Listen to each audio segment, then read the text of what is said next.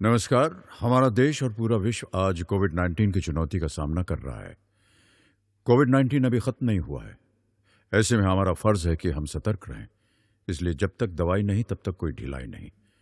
Corona से बचाव के लिए जरूरी है नियमित रूप से हाथ धोना, मास्क पहनना और आपस में उचित दूरी बनाए रखना। याद रखिए, 2 गज दूरी मास्क है जरूरी।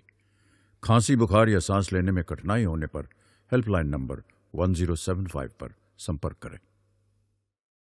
नमस्कार बच्चों, मैं श्रीमती विभा शर्मा, उच्चतर माध्यमिक शिक्षक, शासकीय नवीन उच्चतर माध्यमिक विद्यालय बाग सेवनिया से आपका स्वागत करती हूँ। बच्चों, आज हम 12वीं कक्षा के वाणिज्य संकाय के व्यवसाय अध्ययन विषय के अध्याय 11 विपणन प्रबंध का अध्ययन करेंगे। व्यवसाय अध्ययन बिजनेस स्टडीज कक्षा 12वीं। आज का हमारा मुख्य विषय है विपणन प्रबंध। सबसे पहले बाजार से आशय। बच्चों, बाजार एक ऐसा स्थान है जहां विक्रेता एवं क्रेता मिलते हैं तथा क्रय एवं विक्रय करने का कार्य करते हैं। परंपरागत रूप से भारत एक ऐसा स्थान माना जाता था जहां क्रेता एवं विक्रेता किसी उत्पाद या सेवा के आदान प्रदान में लगे हुए हों। अब हम देखेंगे विक्रेता से आशय। यदि ग्राहक संतुष्टि का तलाश करता है तो विक्रेता संतुष्टि का प्रदाता होता है, अर्थात संतुष्टि प्रदान करता है। विक्रेता व्यक्ति व संगठन हो सकता है जो वस्तु उपलब्ध कराता है तथा ग्राहकों की आवश्यकताओं को संतुष्ट करने के लिए इन्हें ग्राहकों को प्रस्तावित करता है। वर्तमान युग में हमने देखा है कि विपणन को एक सामाजिक क्रिया मानने पर जोर दिया जाता है। इसे एक ऐसी प्रक्रिया माना जाता है जिसमें लोग मुद्रा अथवा किसी अन्य माध्यम से वस्तु एवं सेवाओं का लेन देन करते हैं जिसका उनके लिए कुछ मूल्य होता है। विपणन का अर्थ। विपणन के अंतर्गत वस्तुओं व सेवाओं के उत्पादन से पूर्व की क्रियाओं से लेकर उनके विक्रय के बाद तक की क्रियाएं शामिल की जाती हैं। इस प्रकार विपणन में वे सभी कार्य सम्मिलित किए जाते हैं जिनके द्वारा मानवीय आवश्यकताओं को ज्ञात किया जाता है तथा उनकी संतुष्टि के लिए वस्तुओं का नियोजन, मूल्य निर्धारण, संवर्धन एवं वितरण किया जाता है। अब इस प्रकार परिभाषा अगर देखी जाए प्रोफेसर मैकनियर के अनुसार जीवन स्तर का सृजन करना एवं उसकी पूर्ति करना ही विपणन है। अब हम देखेंगे विपणन की विशेषताएं। विपणन प्रक्रिया व्यक्ति एवं समूह को उनकी अपेक्षित वस्तु की पूर्ति करने में सहायक होती है। विपणन प्रक्रिया के केंद्र में जन आवश्यकता होती है, अर्थात जब तक आवश्यकता नहीं होगी तो विपणन प्रक्रिया स्थान ही नहीं ले पाएगी। विपणन करने वाले का कार्य लोगों की लक्षित आवश्यकता को पहचान कर उसके अनुसार वस्तुओं एवं सेवाओं की पूर्ति करना होता है। कुल मिलाकर अगर ये देखा जाए, यदि आवश्यकता ही नहीं होगी तो वस्तुओं की पूर्ति ही नहीं होगी और विपणन का कार्य भी प्रारंभ नहीं होगा। विपणन करने वाला बाजार में विक्रय योग्य वस्तु एवं सेवा का उत्पादन करता है। विपणन प्रक्रिया विनिमय को सुगम बनाती है। इस प्रकार अगर हम देखें कि विनिमय जो हो रहा है, विनिमय में जो लेन देन होता है उसमें कुछ शर्तें होती हैं। शर्तें इस प्रकार हो सकती हैं, जैसे अगर लेन देन है तो 2 पक्षों का होना भी आवश्यक है। प्रत्येक पक्ष परस्पर मूल्य चुकाने को तैयार हो, अर्थात लेन देन होगा तो मूल्य भी चुकाना होगा। प्रत्येक पक्ष संप्रेषण एवं वस्तु अथवा सेवा की आपूर्ति के योग्य हो। एक दूसरे के प्रस्ताव को स्वीकार एवं अस्वीकार करने की स्वतंत्रता भी होती है। विभिन्न पक्ष एक दूसरे से लेन देन के लिए तैयार हो, अर्थात अगर लेन देन नहीं होगा तो विनिमय नहीं होगा। विनिमय का मूल ही है लेन देन। इसके अलावा हम ये भी देख सकते हैं कि दोनों पक्षों को एक दूसरे की वस्तुओं की आवश्यकताएं भी होनी चाहिए। इसके अंतर्गत यह भी आएगा। विनिमय से दोनों पक्षों को अधिकतम संतुष्टि भी प्राप्त होनी चाहिए और विनिमय जो है स्वेच्छा से होना चाहिए। और विनिमय कैसा होगा? वैधानिक भी होगा। विनिमय से दोनों पक्षों को लाभ भी होना चाहिए। अब प्रश्न आता है कि विपणन किसका किया जाए, अर्थात विपणन तो हम करते हैं पर किस किस चीज का हो सकता है। एक उत्पाद उपयोगिता का समूह होता है या मनुष्य की आवश्यकताओं को संतुष्ट करता है। मनुष्य अपनी आवश्यकताओं की पूर्ति हेतु वस्तु या सेवा का उपयोग करता है, क्योंकि वस्तु या सेवा विशेष का खरीदार के लिए कुछ मूल्य अवश्य ही होता है, इसलिए उन्हें क्रय किया जाता है। इससे स्पष्ट है कि कोई भी चीज जो क्रेता के लिए कुछ मूल्य रखती है वह उत्पाद कहलाती है। उत्पाद का स्वरूप भौतिक तथा अभौतिक हो सकता है। वस्तुएं भौतिक होती हैं और सेवाएं अभौतिक। अतः हम कह सकते हैं कि प्रत्येक उस चीज का विपणन किया जा सकता है जिसका दूसरों के लिए कुछ मूल्य है। व्यापक रूप से देखें तो यह उत्पाद और सेवा के अलावा एक व्यक्ति, स्थान, विचार, अनुभव, संगठन और घटना भी हो सकते हैं। विपणनकर्ता का अर्थ, तो विपणन की जो क्रिया होती है उसमें जो व्यक्ति विपणन का कार्य करता है उसे हम क्या कहते हैं, विपणनकर्ता। अब इसका अर्थ क्या होगा? विपणनकर्ता से आशय उस व्यक्ति से है जो विनिमय प्रक्रिया में अपनी सक्रिय भूमिका निभाता है।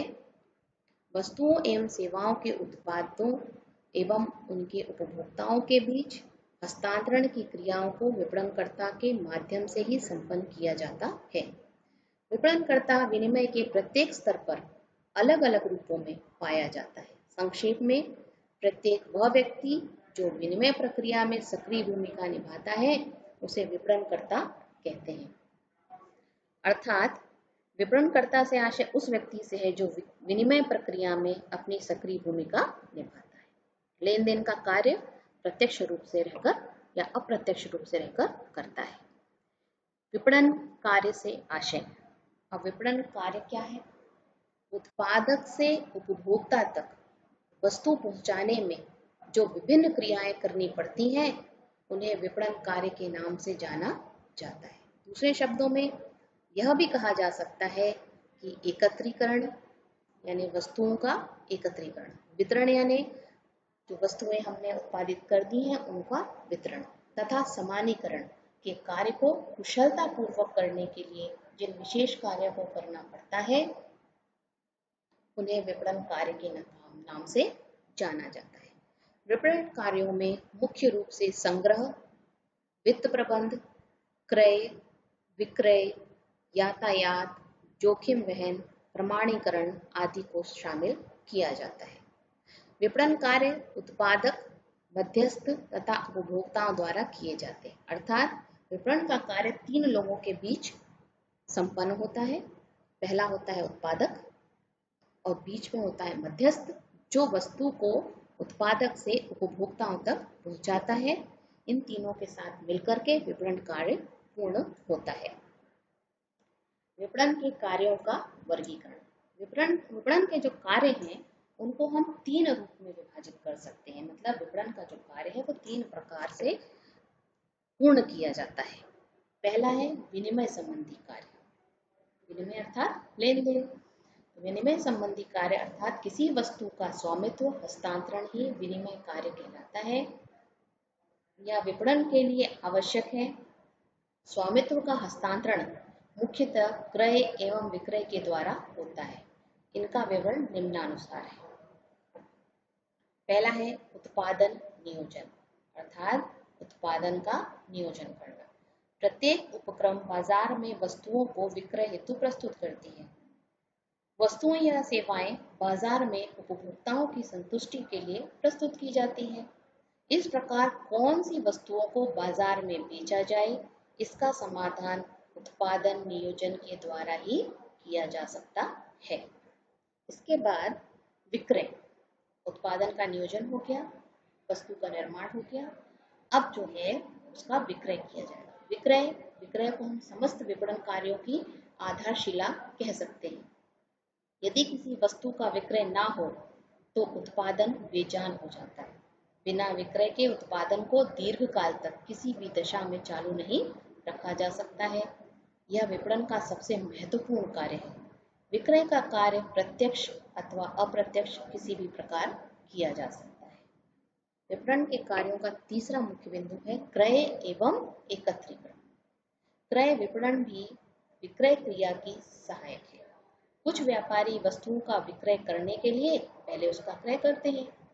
व्यापारी तथा उत्पादक अपनी क्रय नीति के अंतर्गत यह निश्चित करते हैं कि माल कितनी मात्रा में, किस कीमत पर, किस समय, किस से खरीदा जाए। व्यापारी तथा उत्पादन की सफलता क्रय नीति पर निर्भर करती है। विपणन कार्यों का वर्गीकरण का द्वितीय मुख्य बिंदु है भौतिक पूर्ति के कार्य। भौतिक पूर्ति के कार्य के अंतर्गत वस्तुएं जहां बनाई जाती हैं वहां से उन्हें उपभोग केंद्रों तक पहुंचाया जाता है। यह कार्य यातायात तथा संग्रह की क्रियाओं द्वारा ही होता है, जिसका वर्णन निम्नानुसार है। पहला, परिवहन। परिवहन या यातायात किसी भी देश की औद्योगिक प्रगति तथा बाजार के विस्तार में परिवहन साधनों का महत्वपूर्ण योगदान होता है। वस्तुओं तथा सेवाओं की कुशलता पूर्वक वितरण करने के लिए अच्छी परिवहन सुविधाओं का होना बहुत जरूरी है। परिवहन की सुविधाओं के आधार पर ही उपभोग केंद्रों तक वस्तुएं सरलता से पहुंचाई जा सकती हैं। कच्ची सामग्री को कारखानों तक तथा निर्मित माल को उपभोग केंद्रों तक परिवहन के साधनों की सहायता से ही पहुंचाया जा सकता है। परिवहन के साधनों में रेलवे परिवहन का सबसे अधिक महत्व होता है। दूसरा हमारा पॉइंट रहेगा संग्रहण।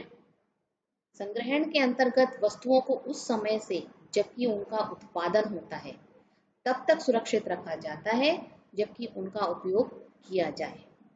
कुछ वस्तुएं किसी विशेष मौसम में ही उत्पन्न होती हैं, लेकिन वर्ष भर उपभोग के लिए उपलब्ध कराने के लिए उनका संग्रह करना आवश्यक होता है। संग्रह से ही दुर्लभ एवं मौसमी वस्तुओं को लंबे काल तक सुरक्षित रखा जा सकता है। आजकल संग्रह की इतनी अधिक वैज्ञानिक सुविधाएं उपलब्ध हो गई हैं कि शीघ्र नष्ट होने वाली वस्तुओं को भी लंबे समय तक सुरक्षित रखा जा सकता है। विपणन के क्षेत्र में संग्रह का भी काफी महत्व होता है। संग्रह हेतु विभिन्न प्रकार के गोदामों की आवश्यकता होती है, जिसमें से शीत भंडार अर्थात कोल्ड स्टोरेज काफी लोकप्रिय हैं। विपणन कार्यों का तीसरा जो महत्वपूर्ण भाग है वह है सहायक कार्य। विपणन कार्य को सरल बनाने के लिए जो कार्य करने पड़ते हैं उन्हें विपणन के सहायक कार्य कहा जाता है। सहायक कार्यों का वर्णन निम्नानुसार है। पहला है हमारा वित्त प्रबंध। बिना वित्त के कोई भी कार्य संपन्न नहीं हो सकता। उत्पादन एवं विक्रय में समय का अंतर होने के कारण वित्त की आवश्यकता होती है। थोक व्यापारियों, फुटकर व्यापारियों एवं उपभोक्ताओं को साख सुविधाएं प्रदान करने के लिए भी वित्त की आवश्यकता होती है। सामान्यतः वस्तु क्रय करने तथा उनका संग्रह करने के लिए भी धन का प्रबंध करना पड़ता है। प्रायः विपणन के समस्त कार्य वित्त पर ही निर्भर करते हैं। बिना वित्त के विपणन कार्यों को सुचारू रूप से नहीं चलाया जा सकता। वित्त का प्रबंध सामान्यतः उत्पादक करता है। दूसरा बिंदु हमारा है जोखिम वहन। दूसरी व्यापारिक क्रियाओं की तरह विपणन में भी जोखिम होता है। जोखिम अनेक प्रकार का होता है, जैसे आग, तूफान, बाढ़, परिवहन दुर्घटना संबंधी जोखिम, मूल्यों में उतार चढ़ाव की जोखिम, फैशन में परिवर्तन हो जाने की जोखिम आदि। बाजार संबंधी अनेक कार्यों में जोखिम उठानी पड़ती है। निश्चित जोखिम का बीमा करके उसे कम किया जा सकता है। जोखिम वहन करने में बीमा से हमें काफी सहायता मिलती है। तीसरा बिंदु है बाजार अन्वेषण या बाजार सूचना। विपणन सूचनाओं से यह जानकारी प्राप्त की जा सकती है कि उपभोक्ताओं में किस प्रकार की वस्तुओं की मांग है, किन स्थानों पर वस्तुओं की मांग है। विपणन संबंधी विभिन्न सूचनाओं को एकत्रित करके व्यापारी अपने विपणन नीति निर्धारित करता है तथा उसमें समय समय पर परिवर्तन करता है। उत्पादकों तथा व्यापारियों की सफलता के लिए बाजार अनुसंधान बहुत आवश्यक है। यदि व्यापारी के पास बाजार संबंधी कोई सूचना नहीं हो तो उसे अनेक प्रतिकूल प्रभावों का सामना करना पड़ता है। चौथा मुख्य बिंदु है प्रमापीकरण या मानकीकरण। वस्तुओं के गुण, आकार, किस्म तथा रंग आदि के आधार पर उनके प्रमाप निश्चित किए जाते हैं।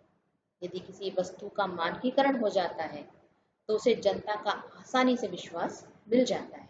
जो वस्तुएं मानकीकृत होती हैं उनकी किस्म में एक रूपता आ जाती है। उन्हें ग्राहक बिना जांच पड़ताल के ही क्रय कर लेते हैं। मानकीकरण की क्रिया के अंतर्गत वस्तुओं के निश्चित मापदंड स्थापित कर दिए जाते हैं और फिर उत्पादित वस्तुओं को उन मापदंडों के हिसाब से परखा जाता है। पैकेजिंग। पैकेजिंग अर्थात वस्तुओं को उपभोग से पूर्व सुरक्षित और शुद्ध बनाए रखने के लिए पैकिंग की जाती है। पैकिंग के लिए हम बोतलों, डिब्बों, बोरों, टिन के कनस्तर, पीपों और प्लास्टिक के थैलों का उपयोग किया जाता है। ब्रांडिंग। ब्रांडिंग में एक जैसी वस्तुओं की भीड़ में अपनी वस्तु की पृथक पहचान स्थापित करने के लिए निर्माता ब्रांड और ट्रेडमार्क का प्रयोग करते हैं। ब्रांड में प्रमुख रूप से हमारे ध्यान में टाटा, बाटा, रथ, डालडा, हीरो, डाबर, विमल, बजाज, मारुति भारत के प्रमुख लोकप्रिय ब्रांड हैं जिन्हें देश के हर कोने में पहचाना जाता है। मूल्य निर्धारण। विपणन के अंतर्गत निर्माता द्वारा अपनी वस्तुओं व सेवाओं का मूल्य भी इस प्रकार निर्धारित किया जाता है कि वह प्रतियोगी वस्तुओं से मुकाबला कर सके और मध्यस्थों को भी उचित छूट आदि दी जा सके। विक्रय उपरांत सेवाएं। विक्रय उपरांत सेवाएं अर्थात उत्पादन से लेकर वस्तुओं का जो उपयोग होता है लेकिन उसके बाद भी कुछ सेवाएं विपणनकर्ता को देनी पड़ती है। केवल माल का विक्रय कर देने पर ही विपणन का कार्य समाप्त नहीं हो जाता है। ग्राहकों की संतुष्टि के लिए विक्रय उपरांत सेवाएं भी देना पड़ती हैं, जैसे वस्तु के बारे में शिकायतों को दूर करना, वस्तु की देखभाल एवं मरम्मत के लिए सेवाएं प्रदान करना, माल पसंद न आने पर वापस करना, वारंटी का पालन करना आदि। विपणन गैर व्यवसाय के रूप में। अभी तक हम देख रहे थे विपणन को व्यवसाय के रूप में, परंतु विपणन का कार्य अन्य भी है अर्थात उसको गैर व्यवसाय के रूप में भी मान्यता दी जाती है। जैसे विपणन मात्र व्यावसायिक घटना नहीं है, विपणन क्रियाएं गैर लाभ संगठनों जैसे अस्पताल, स्कूल, स्पोर्ट्स क्लब एवं सामाजिक एवं धार्मिक संगठनों को भी अपने उद्देश्यों को प्राप्त करने में सहायता प्रदान करता है। जैसे परिवार नियोजन का संदेश प्रसारित करना, शिक्षा स्तर में सुधार के प्रयास, बीमारों को इलाज की सुविधा की व्यवस्था करना। विपणन प्रबंध का अर्थ। अब मुख्य हमारा बिंदु आता है विपणन प्रबंध। विपणन प्रबंध का अर्थ है विपणन कार्य का प्रबंधन। दूसरे शब्दों में विपणन प्रबंध से अभिप्राय उन क्रियाओं के नियोजन, संगठन, निर्देशन एवं नियंत्रण से है जो उत्पादक एवं उपभोक्ता अथवा उत्पाद एवं सेवा के उपयोगकर्ता के बीच वस्तुओं एवं सेवाओं के विनिमय को सुगम बनाता है। हम इस प्रकार देखते हैं कि विपणन प्रबंध व्यवसाय प्रबंध की वह विशिष्ट शाखा है जो विपणन क्रियाओं को एक रूप प्रदान करती है ना। इसके बाद विपणन प्रबंध की विशेषताएं। विपणन प्रबंध सामान्य प्रबंध की वह शाखा है जो वस्तुओं और सेवाओं को संबंधित उपभोक्ताओं तक पहुंचाने की गतिविधियां पूरी करती है। विपणन प्रबंध का संबंध विपणन से जुड़े नियोजन, संगठन, समन्वय, अभिप्रेरण और नियंत्रण की क्रियाओं से रहता है। यह उत्पादक से उपभोक्ता के मध्य एक पुल अर्थात ब्रिज का कार्य करता है। इसका मुख्य उद्देश्य उपभोक्ता की आवश्यकताओं को संतुष्टि प्रदान करना है। विपणन प्रबंध के अंतर्गत अनुसंधान और विश्लेषण के माध्यम से व्यावसायिक अवसरों की खोज की जाती है तथा संगठन द्वारा निर्धारित लक्ष्यों को पाने के लिए यह व्यावसायिक गतिविधियों को निर्देशित भी करता है। विपणन एवं विक्रय। विपणन कई लोग विक्रय एवं विपणन में अंतर नहीं करते। विक्रय वास्तव में विपणन प्रक्रिया का ही एक भाग है। विक्रय का मुख्य बिंदु वास्तव में स्वामित्व एवं अधिकार का विक्रेता से उपयोगकर्ता को हस्तांतरण करना है, जबकि विपणन क्रियाएं उपभोक्ता की अधिकतम संतुष्टि पर अधिक जोर देती हैं। विपणन प्रबंध दर्शन। बाजार से विनिमय के इच्छित परिणाम प्राप्त करने के लिए यह निर्णय लेना महत्वपूर्ण है कि किसी संगठन के विपणन संबंधी कार्यों को कौन सा दर्शन अथवा विचारधारा दिशा प्रदान करे। जिस दर्शन अथवा अवधारणा को अपनाना है उसकी समझ का बहुत महत्व है। विपणन की अवधारणा अर्थात दर्शन का विकास एक लंबे समय में हुआ है, जिसका क्रम निम्नानुसार है। पहला अगर हम देखते हैं उत्पादन की अवधारणा। उत्पादन की अवधारणा अर्थात हमको उत्पादन किस मात्रा में करें जिससे कि हमें लाभ प्राप्त हो। द्वितीय अवधारणा है उत्पाद की अवधारणा। उत्पाद को हम किस आधार पर नापते हैं, उसकी गुणवत्ता पर। तो उत्पाद की जो अवधारणा है उसमें अधिकतम लाभ हमें गुणवत्ता पर प्राप्त होगा। बिक्री की अवधारणा। बिक्री अर्थात विक्रय भी हम किस रूप में लाभ प्राप्त कर सकते हैं, मात्रा के आधार पर, अर्थात अधिक मात्रा में बिक्री, अधिकतम लाभ की प्राप्ति। विपणन की अवधारणा। अब हम देखेंगे विपणन का मुख्य की अवधारणा जो है वो संतुष्टि से संबंध रखती है। अर्थात विपणन की अवधारणा जब ग्राहक को या उपभोक्ता को अधिकतम संतुष्टि प्राप्त हो तो उसे हम विपणन की अवधारणा कहते हैं। समाज अवधारणा अर्थात उपभोक्ता संतुष्टि एवं कल्याण से लाभ की प्राप्ति। विपणन की सामाजिक अवधारणा। यह जो एक मुख्य बिंदु हमने देखा, विपणन जो है हर क्षेत्र में है, लेकिन विपणन की जो सामाजिक अवधारणा है वह इस तरह से है कि हम पर्यावरण प्रदूषण, जंगलों की कटाई, संसाधनों की कमी, जनसंख्या विस्फोट तथा मुद्रास्फीति जैसी सामाजिक समस्याओं की चुनौतियों पर ध्यान दें, क्योंकि कोई भी कार्य जो मानवीय आवश्यकताओं को पूरा करती हो लेकिन समाज के अधिकांश हितों के विरुद्ध हो तो उसे न्यायोचित नहीं ठहराया जा सकता। इस प्रकार से समाज मूलक विपणन अवधारणा विपणन की अवधारणा का विस्तार है, जिसमें दीर्घ अवधि समाज कल्याण का भी ध्यान रखा जाता है। विपणन के कार्य। विपणन का प्रथम कार्य अगर देखें तो बाजार संबंधी सूचना एकत्रित करना तथा उसका विश्लेषण करना। विपणन नियोजन। उत्पाद का रूपांकन एवं विकास। रूपांकन अर्थात हम जिस भी चीज का उत्पादन करने जा रहे हैं उसके बारे में रूपरेखा तैयार करना, अर्थात उत्पाद किस प्रकार का होगा उसके बारे में संपूर्ण जानकारी एवं उसमें धीरे धीरे जो हम नीतियां बनाते हैं उसमें हमें क्या करना है, विकास करना है। तीसरा मानकीकरण, यानी हमारा जो कार्य है वो कैसा होना चाहिए, मानकीकृत अर्थात प्रमाणीकृत मानक के आधार पर निश्चित होना चाहिए। पैकेजिंग एवं लेबलिंग, वस्तुओं को पैकिंग भी करना है और उन पर लेबल भी लगाना है। वस्तु की ब्रांडिंग करनी है। ग्राहक समर्थन सेवाएं, अर्थात अगर सेवा में कुछ या वस्तु में कुछ कमी या कुछ आता है तो हमें उसे संशोधित करना है। उत्पाद का मूल्य निर्धारण।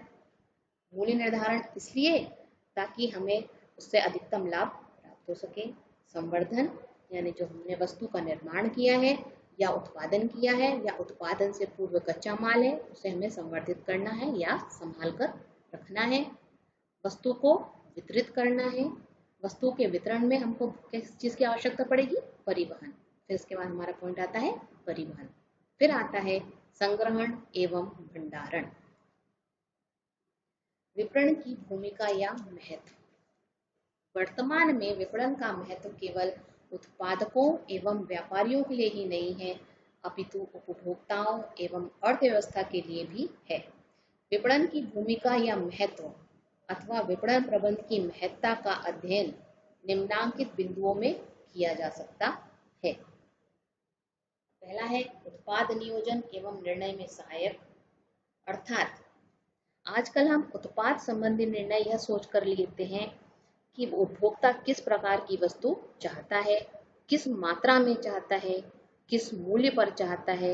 इन्हीं सब बातों के आधार पर ही निर्माता द्वारा वस्तु का निर्माण करने का निर्णय लिया जाता है, जिससे कि उपभोक्ताओं की रुचियों एवं आवश्यकताओं के अनुसार उत्पादन किया जा सके। दूसरा पॉइंट हमारा है उच्चतम लाभ अर्जित करने में सहायक, अर्थात कोई भी उत्पादक जब वस्तु बनाता है तो उसे उपभोक्ता तक वस्तु पहुंचाने में अनेक लोगों की सहायता लेनी पड़ती है, जैसे कि मध्यस्थ, माल गोदामों के मालिक, व्यापारियों, परिवहन कंपनियों के मालिकों को आदि। विपणन के माध्यम से इन सेवाओं की जानकारी प्राप्त कर अधिक लाभ अर्जित किया जा सकता है। तीसरा पॉइंट हमारा है मांग के बारे में सूचनाएं प्राप्त होना, अर्थात विपणन के अध्ययन से उत्पादक को बदलती हुई मांग परिस्थितियों के बारे में जानकारी प्राप्त होती है। विपणन प्रबंध के द्वारा ही व्यवसाय प्रबंधक के पास विभिन्न प्रकार की बदलती हुई परिस्थितियों की सूचनाएं पहुंचती हैं। यदि ये सूचनाएं न दी जाएं, तो कोई भी व्यवसाय कुशलतापूर्वक नहीं चल सकता है। निर्माता एवं उपभोक्ता दोनों को मिलाने का कार्य विपणन प्रबंध द्वारा ही किया जाता है। वितरण लागत में कमी। विपणन का व्यापक अध्ययन करने से ही यह जानकारी प्राप्त होती है कि कम से कम वितरण लागत पर वस्तु उपभोक्ता तक कैसे पहुंचाई जाए। एक अच्छी वितरण व्यवस्था वस्तु की वितरण लागतों में कमी करती है, जिसके परिणाम स्वरूप वस्तु के मूल्यों में कमी कर दी जाती है, जिससे समाज लाभान्वित होता है। अगला पॉइंट हमारा है उपभोक्ता को लाभ। विपणन के अध्ययन से ही उपभोक्ता को इस बात की जानकारी प्राप्त होती है कि सीमित आय से अधिकतम लाभ कैसे प्राप्त किया जाए। उपभोक्ता को वस्तु खरीदते समय वस्तु या उत्पादन के बारे में पूर्ण जानकारी प्राप्त होनी चाहिए। विपणन क्रियाओं के अध्ययन से उपभोक्ता को इस बात की जानकारी प्राप्त होती है कि मध्यस्थ किस प्रकार उनका शोषण करते हैं और कैसे उनसे हमें बचना है। जीवन स्तर में वृद्धि। विकासशील अर्थव्यवस्था में विपणन जन साधारण के लिए नई नई वस्तुएं उपलब्ध करवा सके, रहन सहन के स्तर में वृद्धि करता है। जन साधारण को नई नई वस्तुओं की जानकारी देने के लिए विज्ञापन एवं विक्रय संवर्धन का सहारा लिया जाता है तथा उसको बताया जाता है कि वस्तु उसके लिए किस प्रकार आवश्यक एवं लाभदायक है। राष्ट्रीय आय में वृद्धि। विकासशील अर्थव्यवस्था में जब विभिन्न प्रकार के ग्राहकों की आवश्यकता के अनुसार वस्तुओं का निर्माण किया जाता है, तो देश की कुल वस्तुओं और सेवाओं में वृद्धि होती है, जिसके परिणाम स्वरूप राष्ट्रीय आय में वृद्धि होती है। यदि कम प्रकार की वस्तुओं और सेवाओं का उत्पादन किया जाता है, तो राष्ट्रीय आय कम ही रहती है। अगला पॉइंट है अर्थव्यवस्था को मंदी के कुप्रभावों से बचाना। यदि उत्पादित वस्तुएं बिके नहीं, तो उत्पादकों के पास बिना बिका हुआ स्टॉक बढ़ता जाएगा और वह मंदी की चपेट में आ जाएंगे। इस प्रकार विपणन संबंधी प्रबंध अर्थव्यवस्था को मंदी के कुप्रभावों से बचाए रखती है। अगला हमारा बिंदु है मध्यस्थों को लाभ। विपणन का अध्ययन करने से मध्यस्थों को इस प्रकार की जानकारी प्राप्त होती है कि वितरण व्यय को कम कैसे रखा जाए। मध्यस्थ अपने वितरण व्यय जितने कम रखते हैं, उन्हें उतना ही अधिक लाभ होता है। जब तक मध्यस्थों को विपणन संबंधी क्रियाओं की जानकारी नहीं होती, तब तक यह सफल नहीं हो सकते। राष्ट्र की दृष्टि से महत्व। विकासशील देशों में विपणन प्रबंध की सहायता से अच्छे प्रबंधकों की साहसियों का विकास किया जा सकता है। देश में उपलब्ध साधनों का कुशलतम प्रयोग करने के लिए वस्तुओं का विपणन होना जरूरी है। रोजगार का बड़ा स्रोत। हमारा अगला पॉइंट है रोजगार का बड़ा स्रोत। विकासशील अर्थव्यवस्था में विपणन के द्वारा रोजगार सुविधाएं मिलती हैं। जैसे जैसे विपणन क्रियाओं में वृद्धि होती जाती है, रोजगार पाने वाले व्यक्तियों की संख्या में भी वृद्धि होती है। ऐसा अनुमान है कि वस्तु के निर्माण में यदि 5 व्यक्ति लगे हैं तो 4 व्यक्ति उसके विपणन कार्य में लगे हैं। हमारा अगला बिंदु है ग्राहकों के ज्ञान में वृद्धि। विपणन प्रबंध ग्राहकों को उनकी छिपी हुई आवश्यकताओं का ज्ञान कराता है और उन आवश्यकताओं के अनुरूप उत्पाद व सेवाओं का निर्माण करके उनकी जानकारी ग्राहकों को देता है, जिससे उन आवश्यकताओं की संतुष्टि संभव हो सके। विपणन के कारण ग्राहकों को नवीन वस्तुओं के निर्माण व उनके प्रयोग की जानकारी भी मिलती है। अगला बिंदु चयन की सुविधा। विपणन ने समाज को चयन की सुविधा भी दी है, अर्थात विभिन्न प्रकार के ग्राहकों की आवश्यकताओं को संतुष्ट करने के लिए विभिन्न किस्मों, डिजाइनों, रंगों व आकारों में वस्तुओं का निर्माण किया जाता है। इससे ग्राहकों को चयन की सुविधा मिल जाती है और वे अपनी पसंद की वस्तु का चुनाव कर सकते हैं। हमारा अंतिम बिंदु है ग्राहक संतुष्टि। आधुनिक विपणन विचार का आधार स्तंभ ग्राहक संतुष्टि है। इसके अंतर्गत व्यवसाय के सभी निर्णय ग्राहक को केंद्र बिंदु मानकर लिए जाते हैं और इस बात का पूरा प्रयास किया जाता है कि ग्राहकों की आवश्यकताओं को पूर्ण रूप से संतुष्ट किया जाए। इस प्रकार विपणन लोगों की आवश्यकताओं को संतुष्ट करके समाज को लाभ पहुंचाता है। किशोर अवस्था संबंधित समस्याओं के परामर्श हेतु समर्पित उमंग किशोर हेल्पलाइन के टोल फ्री नंबर 144225 पर संपर्क करें।